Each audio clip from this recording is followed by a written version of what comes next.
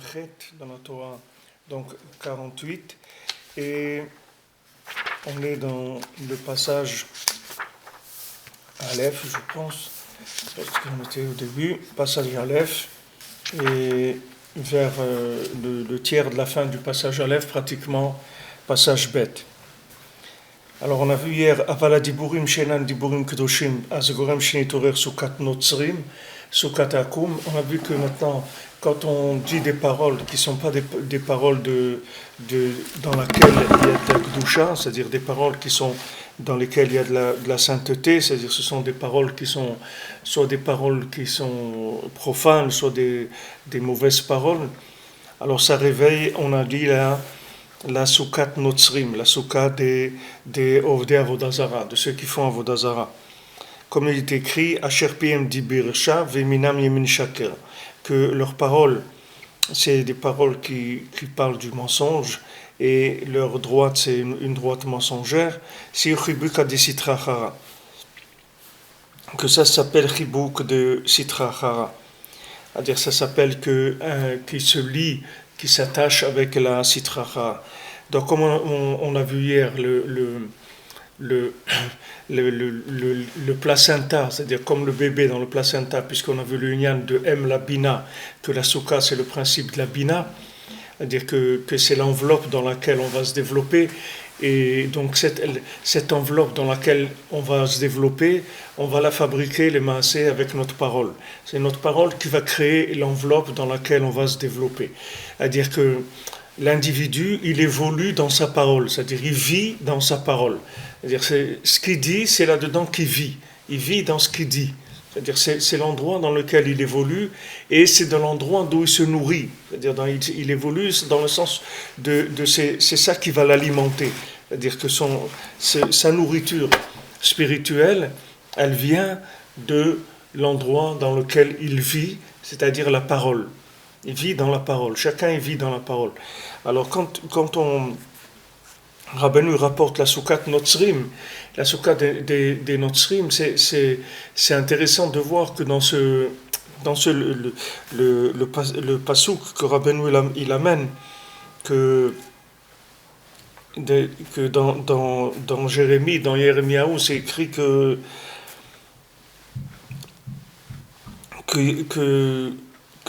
y a des idolâtres qui sont venus sur Jérusalem. Notzrim baim meretz mechrak veitnu ala Yehuda kolam. C'est-à-dire qu'il y a des avodazara qui sont venus de loin, ils sont venus de pays lointains, et ils ont fait sur Jérusalem, ils ont mis leur voix sur Jérusalem. C'est-à-dire que maintenant, Rashi dit là-bas, les Notzrim, c'est Notnim Matzor Alehem. Qu'est-ce que c'est Notzrim? Le mot Notzrim, normalement, ça vient de l'Intzor, ça veut dire garder. Maintenant, Rashi dit que c'est ces idolâtres qui sont venus d'autres pays et qui ont entouré Yerushalayim. Il dit ils ont assiégé Jérusalem. Alors maintenant, comment ils ont assiégé Jérusalem? Bekolam, avec leur voix, c'est-à-dire avec la voix de paroles qui ne sont pas saintes, comme on va voir après. Ça veut dire que maintenant, c'est comme ça que les Ovdei Avodazara, ils arrivent à assiéger Jérusalem. C'est-à-dire comment ils enferment Jérusalem? Ils enferment Jérusalem dans une voix, dans des paroles qui ne sont pas kadosh. C'est-à-dire que maintenant, tout le matzor, le siège de Jérusalem, il vient des paroles qui sont pas kadosh. Parce que, comme le Rebbe l'explique, que dans la parole, c'est là où on va évoluer. Donc on voit que quand Rabbeinu il a une saga, c'est-à-dire que la saga de Rabbeinu aussi, elle descend dans le texte des psukim de la Torah, ici de Yeremiaou, de Jérémie, et que c'est difficile d'expliquer, de pouvoir comprendre ce qui dit ici dans le prophète, si on n'a pas si on n'a pas cet akdama, c'est-à-dire cette asaga de Rabbeinu. Qu'est-ce que ça veut dire? Avec leur voix, ils ont vu le siège de Jérusalem. Si on comprend, si Rabbeinu ne nous explique pas cette asaga-là, cette compréhension qu'il a, on ne peut pas comprendre ça. On va comprendre ces choses-là. Alors aujourd'hui, c'est Yortzeit Rabbi Nathan, et Rabbi Nathan, il a dit que il y a eu trois choses qui sont passées le 10 Tevet, c'est que la muraille de Jérusalem, elle a été détruite, et ils ont traduit la Torah en grec, et aussi il est mort Ezra à Sopher. Et il dit que les Maasés, ces trois choses sont liées, puisque on voit ici que le siège de Jérusalem, et c'est avec la parole, la mauvaise parole, donc la traduction de la Torah en grec, ça veut dire que c'est une interprétation de la Torah en grec, et ça entraîne aussi la destruction de Jérusalem. Et le fait d'Ezra Sopher qui est mort, Ezra Sopher, il était donc à l'époque de Purim, à l'époque de Purim, et il est monté Ezra Sopher après le Maasé de Purim, il est monté Ezra Sopher en Eretz Israël, et, il a reconstruit le deuxième Beth Amikdash, et Ezra Sopher, sa place, c'était une place charnière, parce que Ezra Sopher, il était entre les Nevi'im, entre les prophètes et les sages du Talmud. C'est-à-dire que c'est de lui que ça a commencé de passer de la prophétie, c'est-à-dire que avant, comment c'était, avant que le Talmud, avant qu'ils écrivent la Torah orale, avant qu'il y ait la Gemara, comment ça fonctionnait? Ça fonctionnait par les Nevi'im, c'est-à-dire que dans toutes les maisons, dans toutes les familles, il y avait un prophète. C'est-à-dire dans chaque famille, il y avait le prophète de la famille. C'est lui qui disait ce qu'il fallait faire, c'est lui qu'on allait voir, c'est lui qui disait, qui donnait réponse à tout ce qu'il fallait, etc. Maintenant, quand la prophétie, elle a commencé à s'éteindre, elle a commencé l'époque du Talmud. Alors lui, Ezra Sopher, il était à cette charnière-là, entre la prophétie et le Talmud.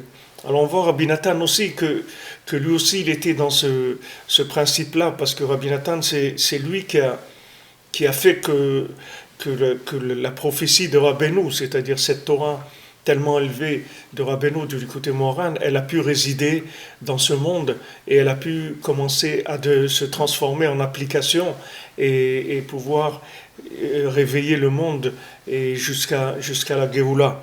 Puisque Rabbeinu a dit que s'il n'y avait pas eu Rabbi Nathan, il ne serait pas resté même pas une feuille de Rabbeinu, même pas une page de l'Écoute Moran, ou d'aucun enseignement de Rabbeinu. Parce que le Rabbi Nathan, c'est lui qui a fait la charnière, c'est-à-dire lui, il a servi de charnière entre ces enseignements tellement élevés et leur application. Et c'est pour ça que Rabbeinu, il l'a formé dans la Kabbalah et dans la Halacha, dans l'étude du Shulchan Aruch et l'étude de la Kabbalah. Parce que Rabbi Nathan, le chidouche qu'il a fait Rabbi Nathan, c'est qu'il a amené ce lien-là entre les deux. Alors on voit que la parole, les Maasés, Rabbi Nathan, il a écrit l'écouté de Philote, et l'écouté de Philote, c'est cet endroit aussi de résidence qui est la résidence d'Hachem Mamash, comme j'avais entendu une fois de Nachman Roussichem à Shalom, il avait dit que le Gan Eden d'Akadosh Baruch Hu, c'est l'écouté de Philote. C'est-à-dire quand Hachem il veut se promener dans son paradis, alors il se promène dans le Likouté de Philote. Le Likouté de Philote, c'est le paradis d'Hachem. C'est-à-dire que dans ces prières-là, dans ces paroles, que Rabbi Nathan il a accompli ce que Rabbeinu lui a demandé de faire, c'est-à-dire de transformer la Torah en prière. C'est-à-dire que chaque enseignement de Rabbeinu, il s'est appliqué à le transformer en prière, à en faire une prière, pour demander à Hachem d'avoir le mérite de vivre ses enseignements. Alors ça, c'est le paradis d'Hachem. C'est pour ça que ça a une force réparatrice qui est tellement grande que Rabbi Nathan, il a dit que combien de gens il se trouve dans le Gan Eden grâce au l'écouter de Philot. Et il a dit que tout le jugement d'une personne, et qu'elle n'a pas été zoché, elle n'a pas eu le mérite d'être au Gan Eden, c'est uniquement parce qu'il n'avait pas fait l'écouter de Philot régulièrement. C'est quelqu'un, il faisait régulièrement l'écouter de Philot, alors il lui garantit qu'il serait au Gan Eden et qu'il irait au paradis.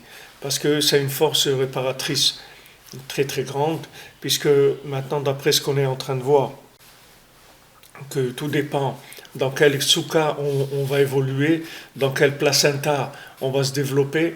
Et si on évolue dans une soukha de Gdusha, c'est-à-dire qui est une parole, la parole d'Hachem, la parole de Rabbi Nathan qui a écrit sur l'écouter de Philot, alors si on évolue là-dedans, et c'est sûr que ça répare absolument tout ce qu'il y a dans l'individu et tout ce qui dépend de lui. Alors, mais Bezrat Hashem, que son mérite il soit avec nous, que Rabbi Nathan, c'était un mélitz. Rabbi Nathan, il était mélitz, c'est-à-dire Rabbi Nathan, il a dit dans les contes, les contes de Rabbeinu, dans le Baal Tfila. Alors une fois, quelqu'un il lui a dit à Rabbi Nathan, vous êtes le Baal Tfila. Il a dit non, le Baal Tfila, c'est pas moi. Le Baal Tfila, c'est Rabbeinu. Mais moi, si je suis quelqu'un dans le conte, dans ce conte-là, alors je suis le mélitz du roi, c'est-à-dire je suis celui qui vient le plaider, c'est-à-dire celui qui vient pour... Il est le mélitz du roi, c'est-à-dire c'est celui qui vient, qui arrange les paroles, c'est le poète, le narrateur, celui qui présente les choses devant le roi. Et il a dit, moi je suis un mélitz, parce qu'en hébreu, le mot mélitz, c'est en même temps la poésie, mais c'est en même temps le fait de plaider en faveur de quelqu'un. Les hamlitz, ça veut dire qu'on plaide en faveur de quelqu'un. Par exemple, quand on donne une hamlatza à quelqu'un, ça veut dire on lui donne une recommandation positive, et on écrit, on le recommande, on dit voilà que c'est quelqu'un de bien, qu'il faut l'aider, etc. Ça s'appelle une hamlatza, une recommandation. Alors Rabbi Nathan, il dit, moi je suis le plaidoyer. Moi, je peux plaider pour quelqu'un qui a transgressé 800 fois toute la Torah entière, et je peux plaider pour lui, et je peux le faire entrer dans le kapsrout, c'est-à-dire le faire entrer dans le côté positif. Comme plusieurs fois, Rabbi Nathan, il s'est occupé de gens qui étaient extrêmement loin, et qui étaient extrêmement retournés parce qu'il y avait la scala, etc., des gens qui sont tombés dans des choses très, très, très, très dangereuses, très graves, et qui avaient décidé d'abandonner la Torah, ou bien qui avaient abandonné la Torah. Et Rabbi Nathan, il s'est occupé d'eux, il les a rapprochés à Hachem.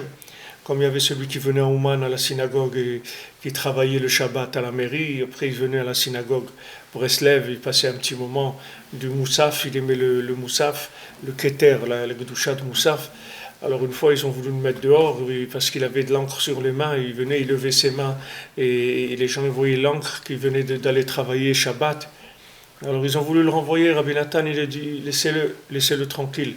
Celui-là, je vais me glorifier de lui dans le monde futur. Et comme ça a été. Il venait, après il est venu une fois, il a fait Kaddish, après pour son père, et doucement il s'est rapproché jusqu'à qu'il est devenu un Baal Tshuva Gamour. Comme ça, plusieurs, Rabbi Nathan, qui les a sortis, mamash, ils étaient complètement... Alors le Likutei Halachot, il a cette force-là d'aller faire sortir le bien qu'il y a dans l'individu, et que ce bien-là, il va dominer le mal. C'est-à-dire que ces paroles-là, ce sont des paroles qui sont tellement positives, elles sont tellement positivées aussi, que ça a la force de transformer l'individu. C'est-à-dire que ça peut transformer l'individu, et du moment où il y a eu ces sfarim-là dans le monde, alors le monde, il a une garantie qu'il va être réparé, Bezrat Hashem. Individuellement, tout le monde sera réparé, comme Rabbeinu l'a garanti, mais le monde entier, il aura sa réparation. Tous les êtres humains, et tous les animaux, les plantes et les pierres, et tout aura sa réparation, parce que ces paroles-là, elles créent un placenta, une atmosphère, une matrice, un endroit dans lequel le monde va évoluer dans un contexte positif qui va changer complètement le comportement du monde. Et ça va venir et ça va aussi se faire très très rapidement. Quand ça va commencer, ça va être extrêmement rapide. vous voyez ici à Ouman ce qui se passe, combien de gens qui viennent à Ouman, vous comprenez qu'il y a une accélération d'un processus que il n'y a personne qui maîtrise, il n'y a personne qui sait ce qui se passe, mais en tout cas, c'est quelque chose qui est impressionnant. C'est impressionnant de voir le nombre de gens qui viennent de, de partout. C'est-à-dire qu'on ne sait même pas d'où ils ont eu cette envie de venir, d'où c'est venu, on ne sait pas. Les gens ils se retrouvent ici pour 24 heures, pour 48 heures, entre un voyage en Israël ou en Amérique ou en Europe, et ils passent, ils viennent ici chez Rabbi Nachman, faire Tikkun HaKlali, et c'est quelque chose qui est impressionnant. C'est-à-dire la façon dont ça se développe, c'est quelque chose qui est très impressionnant. Mais ça va aller en exponentiel, c'est-à-dire ça va se développer comme ça de plus en plus. On voit que les paroles du Rebbe, la diffusion, tous les gens qui travaillent dans la diffusion des paroles de Rabbeinu, ça crée les masses ça crée des atmosphères, ça crée comme les gens qui créent des foyers, ils créent des foyers d'intégration, des foyers de résidence pour les gens. Rabbeinu il crée des foyers, il crée des foyers dans lesquels il y a des transformations qui se font sur les individus, c'est-à-dire comme ça transforme les individus.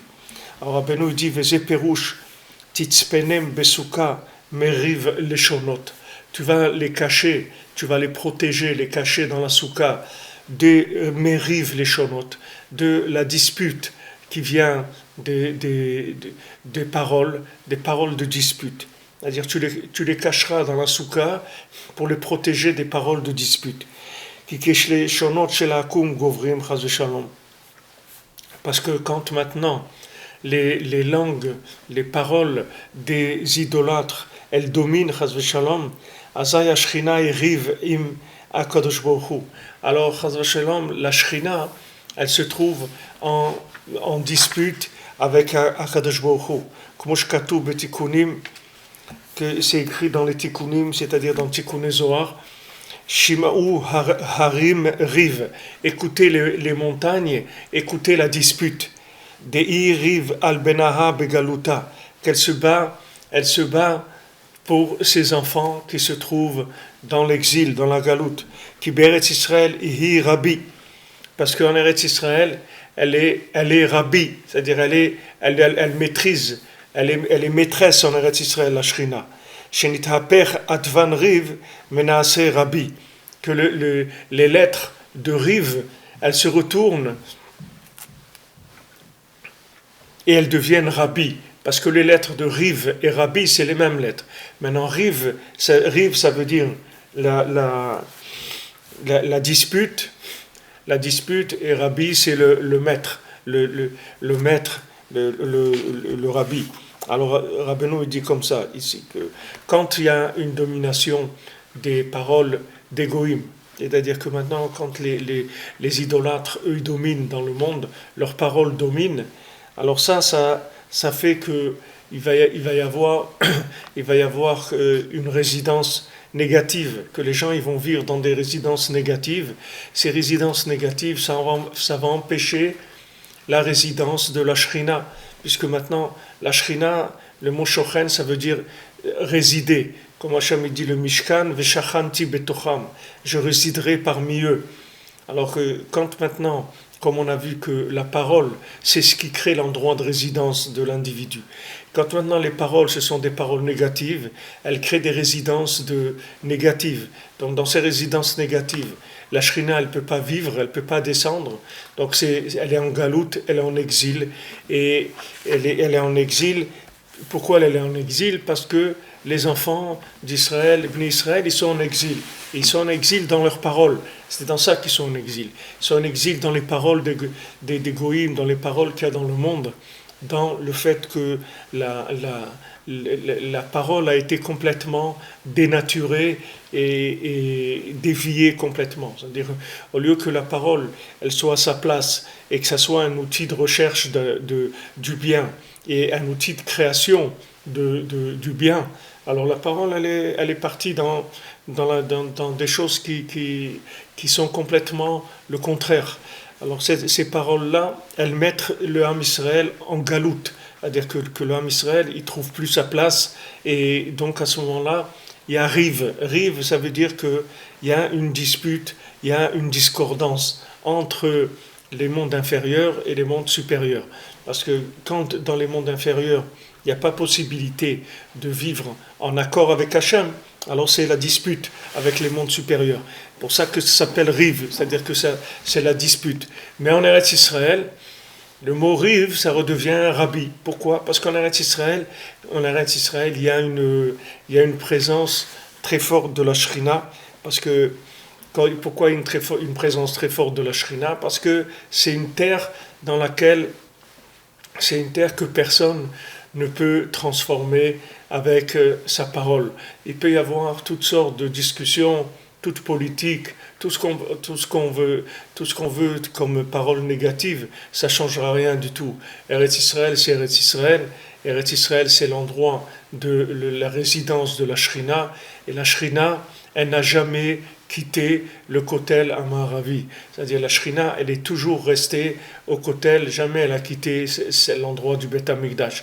Donc ça veut dire qu'il n'y a aucune parole au monde qui peut dévier, qui peut faire sortir la Shrina d'Eretz Israël, qui peut empêcher la Shrina de dominer. C'est pour ça qu'en Eretz Israël, elle s'appelle Rabbi, la Shrina. C'est-à-dire qu'au lieu que ça soit rive, c'est Rabbi. C'est-à-dire au lieu que ça soit la dispute, c'est au contraire le maître qui domine. C'est pour ça que Rav Nachman il dit que Rabbi Nachman, bien sûr, il est ici à Ouman, mais Rabbi Nachman, il est aussi au Kotel, il est toujours au Kotel. Rabbi Nachman, il est toujours au Kotel. C'est pour ça qu'on voit que les Breslevers, ils ont toujours été attachés, très attachés au Kotel, attachés à Ouman, bien sûr, mais attachés au Kotel aussi en Eretz Israël. Et rares sont les Breslevers qui n'avaient pas une habitude d'aller très régulièrement au Kotel. Et jusqu'à aujourd'hui aussi, vous verrez beaucoup de Breslevers qui sont très régulièrement au Kotel, parce que au Kotel, il y a une présence de la Shrina qui est très forte. Et la Shrina, c'est Rabbi. La Shrina, c'est le Rabbi du Ham Israël. C'est ça la Shrina, c'est ce qui permet au monde de se réparer, au Ham Israël de résider dans la parole divine. C'est ce qui s'appelle Rabbi. Un rabbi, c'est quelqu'un qui arrive à inclure le monde dans son créateur, c'est-à-dire qui arrive à rapprocher le monde de son créateur. Et comment? Grâce à la parole divine, c'est-à-dire à la parole positive qui va faire rentrer l'individu dans une atmosphère qui va le transformer.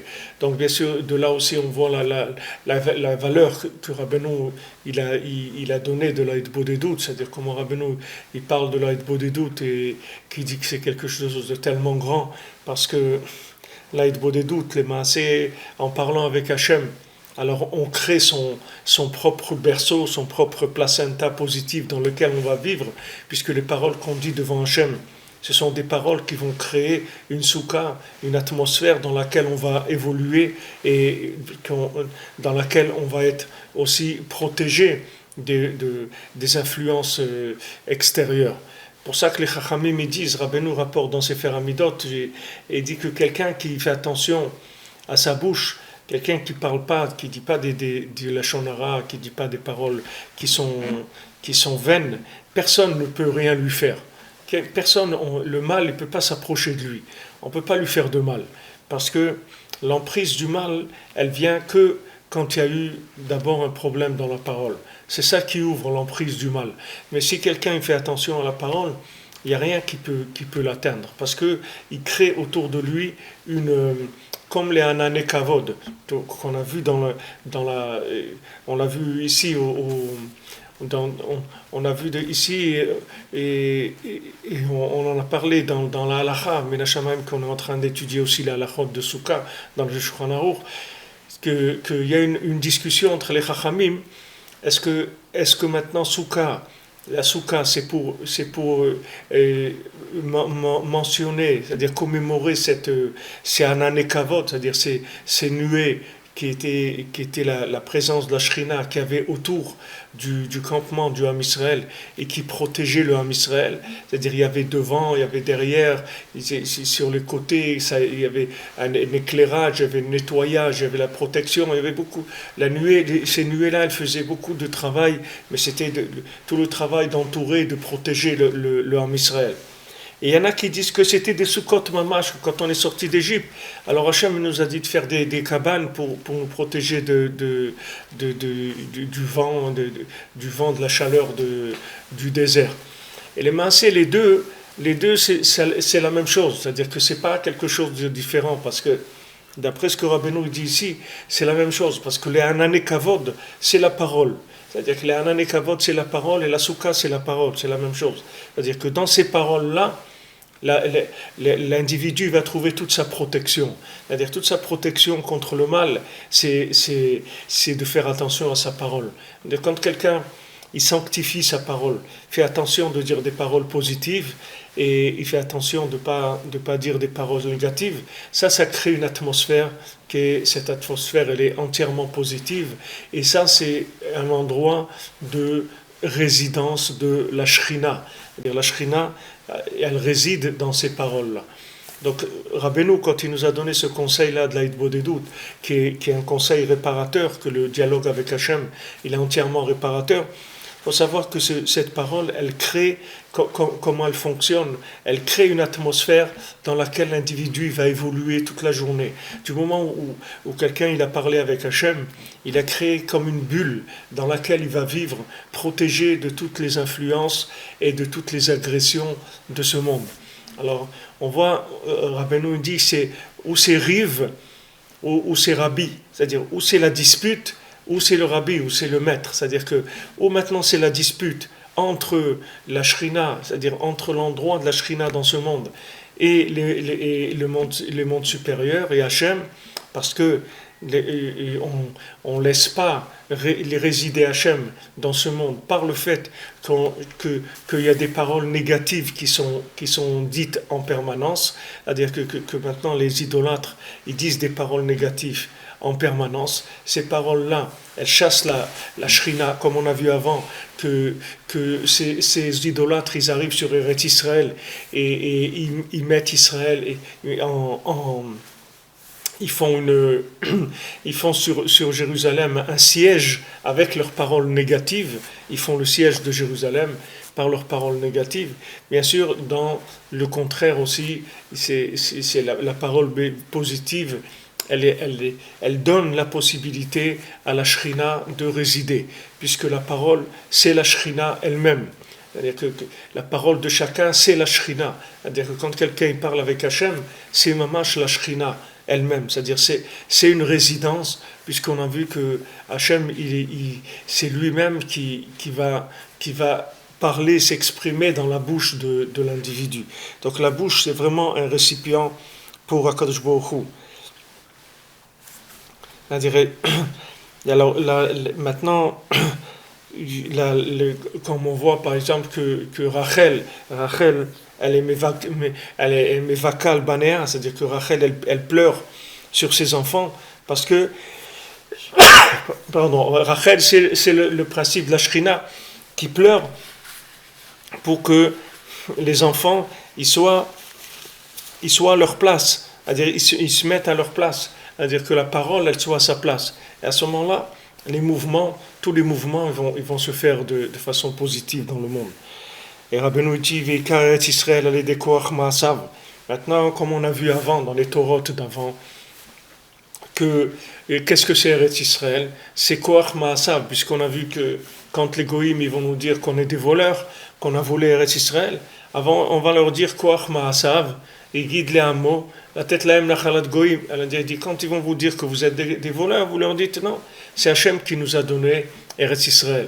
Donc maintenant on va réveiller Bereshit, c'est-à-dire le koach de la création, les 28 lettres du pasuk Bereshit, et avec ça, on va, dans ces paroles-là de Bereshit, qu'on va trouver la force de pouvoir nous débarrasser des paroles négatives. C'est-à-dire les paroles négatives, c'est quoi? C'est que les idolâtres, ils vont venir, ils vont nous dire vous avez volé la terre d'Israël. Ça, c'est les paroles négatives. Elles arrivent à influencer les gens, il ne faut pas croire. Et tous les gauchistes, tout ça, tous les gens qui ont mauvaise conscience, qui ont l'impression qu'ils ont volé la terre à quelqu'un, ça vient de là. C'est-à-dire qu'en entendant des paroles négatives, ils finissent par résider c'est-à-dire adhérer à ces idées-là qui sont véhiculées par ces paroles négatives. Alors que maintenant, la terre d'Israël, nous on n'a rien pris à personne, c'est Hachem qui nous l'a donné. Hachem qui l'a dit voilà, cette terre elle est à vous, c'est là où je veux que vous résidiez. Même Hebron, Abraham Avinu, il a acheté, il a payé. Il a payé en plus pour être, on dit pour être fair play, pour être bien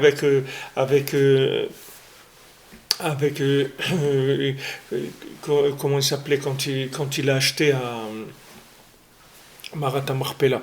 Quand il a acheté la Marat à Marpella, il lui a payé, mais il lui a dit regarde, moi je suis guerre Vetoshav, c'est-à-dire moi je suis un étranger ici, donc je vais te l'acheter comme un étranger. Mais sache que je suis Toshav aussi, c'est-à-dire que Bémet c'est à moi, Hachem il me l'a donné.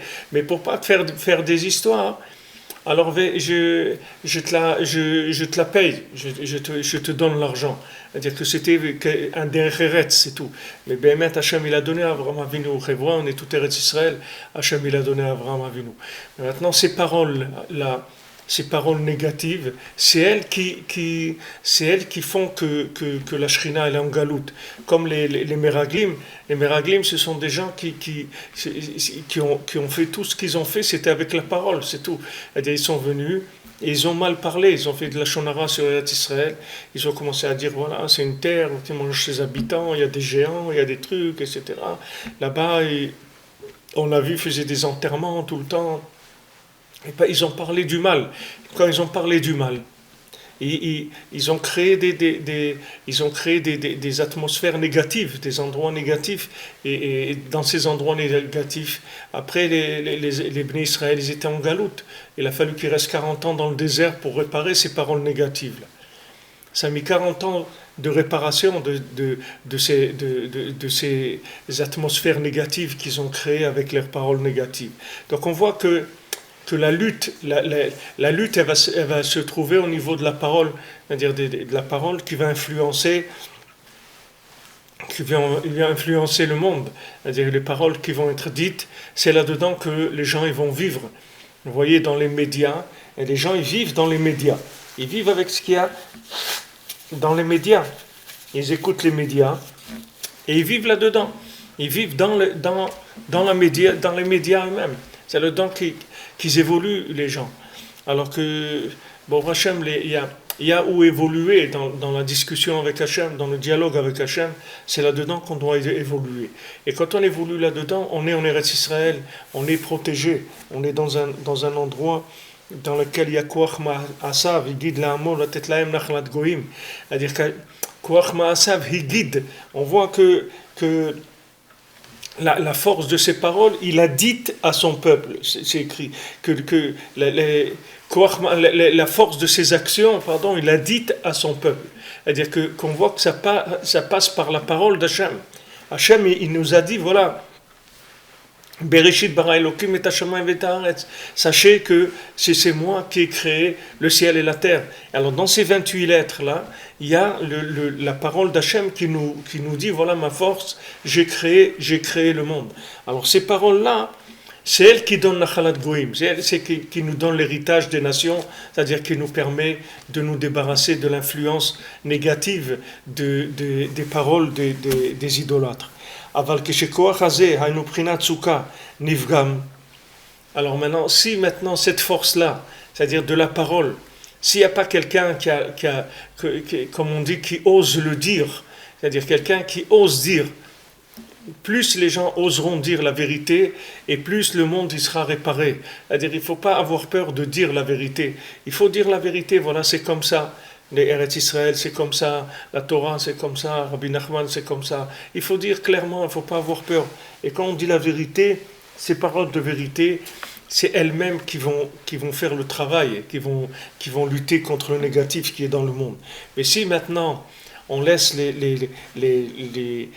cette force-là, c'est-à-dire de la parole, s'abîmer, c'est-à-dire qu'il y a des paroles négatives, alors à ce moment-là, il y a les nations qui commencent à dominer, parce qu'elles rentrent par les fissures qu'il y a eu dans la parole. Gover Yamin Sheker, à ce moment-là, c'est la droite mensongère qui monte au pouvoir. Il y a la droite mensongère qui est là et qui menace de monter au pouvoir. Venaase Mirabi Riv. Alors au lieu que ce soit Rabbi, c'est-à-dire que ce soit qui est maintenant la Shrina qui domine, la Shrina qui dirige le monde, alors c'est Riv, c'est de la dispute. Azaïri Riv al-Bnaha. Alors c'est à ce moment-là la Shrina, elle se bat, c'est-à-dire elle vient et elle commence à plaider chez Hachem pour demander qu'il ait pitié de ses enfants. Chez Galou Mishulchan Aviem Yartzam Yatzou, qui sont sortis de la table de leur père, c'est-à-dire de la maison de leur père, qui sont sortis de leur terre. C'est-à-dire que toute la galoute, elle vient de ça. Elle vient du fait qu'il y a eu une domination au niveau de la parole.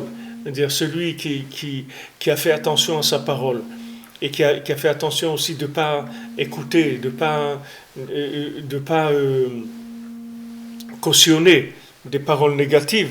Alors celui qui n'a pas cautionné des paroles négatives, alors lui il sait que il n'y a pas autre chose que la shrina dans le monde. C'est-à-dire que celui qui ne cautionne pas les paroles négatives, il n'y a que la shrina pour lui qui va le diriger. C'est-à-dire qu'il n'y a rien d'autre dans le monde. Il va vivre complètement inclus dans la shrina. Et celui qui est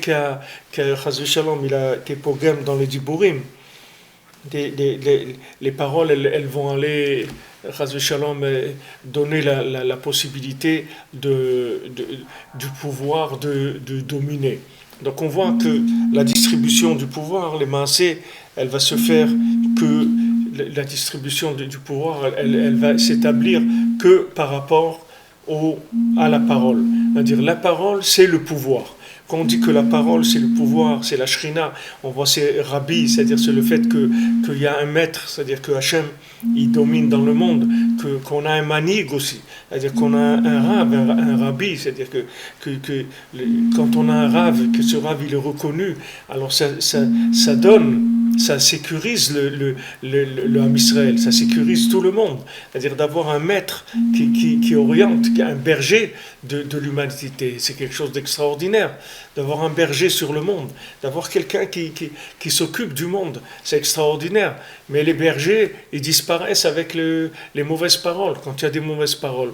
Alors les bergers, ils se cachent, c'est-à-dire on ne les trouve pas, au lieu qu'ils soient évidents, alors ils sont en galoute, personne ne sait où ils sont exactement, et personne ne les reconnaît. Des fois, c'est des bergers, c'est des grands maîtres de Dieu Ham Israël, et les gens, ils ne leur donnent pas la valeur, l'accréditif qu'il leur faut, ils ne les accréditent pas pour pouvoir prendre d'eux ce qu'ils devraient prendre. Tout ça, ça vient des paroles négatives. La parole négative, c'est elle qui fait tous ces problèmes-là. Et d'un autre côté, c'est aussi le manque de paroles positives. C'est-à-dire, quand il n'y a pas de paroles positives, il n'y a pas de soukha. C'est-à-dire, il n'y a pas de où évoluer. On ne trouve pas la soukha. Parce que la parole est négative. C'est-à-dire, il n'y a pas de résidence. Vous voyez comment le monde entier parle contre la construction en Israël. Ils ne veulent pas que l'âme Israël construise des maisons, etc. Mais les Maasés, ils attaquent la parole. C'est-à-dire, ces constructions, c'est la parole. Parce que la parole, elle crée. La parole, c'est elle qui crée la maison. La parole, c'est elle qui crée la maison. Quand on dit Ishu Beto, que Beto c'est Ishto, que la maison de quelqu'un c'est sa femme, mais sa femme c'est sa parole, c'est la Shrina, c'est lié avec ça, c'est la même chose. Et c'est pour ça, si quelqu'un il veut conserver sa maison, qu'il y ait du shalom dans sa maison, qu'il garde sa maison, son foyer comme il faut faire attention aux paroles qui se disent dans la maison. C'est très important de faire attention à tout ce qu'on dit dans la maison. Et quand on a envie de parler de choses qu'on n'est pas sûr que c'est des choses qu'il faut parler, alors soit on évite, soit on en parle dehors de la maison, mais pas dans la maison. Parce que la parole négative, c'est quelque chose, c'est extrêmement dangereux dans une maison. Il faut faire attention. La parole, il faut la positiver au maximum dans la maison. Parce que c'est la même chose. La parole, la maison, la femme, Eretz Israël, tout ça, c'est le même, ça vient dans la même ligne. Tout ça, ça se construit de la même manière. Tout dans la bouche, c'est tout. C'est faire attention à la bouche de positiver sans arrêt la parole. Le fait qu'on positive sans arrêt la parole, ça crée la résidence de l'âme. Ça crée le corps pour l'âme. Le corps de l'âme, c'est la parole. C'est-à-dire la parole, c'est mamash, la partie inférieure de l'âme. Donc si maintenant la partie inférieure elle est abîmée, l'âme elle peut pas descendre, elle a pas, puisque les pieds les pieds de l'âme ils sont abîmés. Donc au lieu que ça soit rabbi, c'est-à-dire que maintenant il y a le pouvoir, la souveraineté d'Hachem à travers le tzaddik, alors ça devient rive, ça devient de la dispute, ça devient de l'opposition, de la dispute contre la vérité. Et ça, ces disputes-là, c'est ça qui donne le pouvoir aux nations. C'est-à-dire les nations, elles dominent avec ça. Parce que les nations, normalement, elles ne doivent pas avoir le pouvoir. Les nations, elles doivent être sous le pouvoir du Ham Israël, parce que le Ham Israël, c'est lui qui amène la parole d'Hachem dans le monde. Donc les nations doivent apprendre du Ham Israël. Mais pour qu'elles apprennent du Ham Israël, il faut réparer la parole. Il faut que la parole elle soit à un niveau de créer une atmosphère, une ambiance positive dans laquelle il y a une inclusion de toute la bria. Alors quand on voit dans le premier passouk de la Torah, comment Rashi il explique le premier passouk, qu'on voit que c'est mamash du Ruach HaKodesh entièrement, c'est que c'est de la prophétie, c'est un souffle divin. C'est-à-dire quand Rashi dit que Bereshit bara Elokim et Hashamayim et Haaretz, c'est Koach Ma'asav et Guide Le'amo, que quand les goïms ils vont venir vous dire vous avez volé Eretz Israël, vous allez leur dire cette phrase-là, on ne comprend pas le lien. C'est-à-dire quand on lit comme ça, on commence le Torah, on ne comprend pas le lien. Quel rapport? Pourquoi il tombe avec ça directement, la création? Pourquoi Rashi ne nous dit pas, voilà, Hachem il a voulu annoncer qu'il a créé le monde, donc il a commencé la Torah par Bereshit, pour dire qu'au commencement il a créé le ciel et la terre. Non, Rashi va directement sur Eretz Israël, le fait qu'ils vont vous dire que vous avez volé Eretz Israël. Pourquoi directement? Non, parce que c'est là où tout va se passer. Tout va se passer dans la discussion, dans la façon de dire les choses. Eux, ils vont dire vous êtes des voleurs, et vous devez leur dire c'est Hachem qui a créé le monde. Et comment il a créé le monde? Avec la bouche, avec la parole. Donc nous, avec la parole divine, c'est comme ça qu'on va rétablir l'ordre dans le monde, c'est-à-dire la souveraineté d'Hachem. Que le Maasé, quand je fais attention à ma parole, c'est comme ça que je rétablis et je redonne le pouvoir à HaKadosh Baruch Hu. Alors maintenant, et Rabbeinu après il va parler d'une autre notion que maintenant la soukha qui est la parole, qui est la prière, qui est le fait d'investir sa force dans la prière, ça c'est une ségoula, c'est une propriété pour pouvoir avoir des enfants, c'est-à-dire de s'investir dans la prière, de mettre sa force dans la prière, ça c'est une ségoula pour pouvoir avoir des enfants. Donc ça c'est un nouveau sujet dans la Torah, c'est le passage bête, et ça on continuera Bezrat Hashem, pas demain parce que je dois voyager Bezrat Hashem demain matin,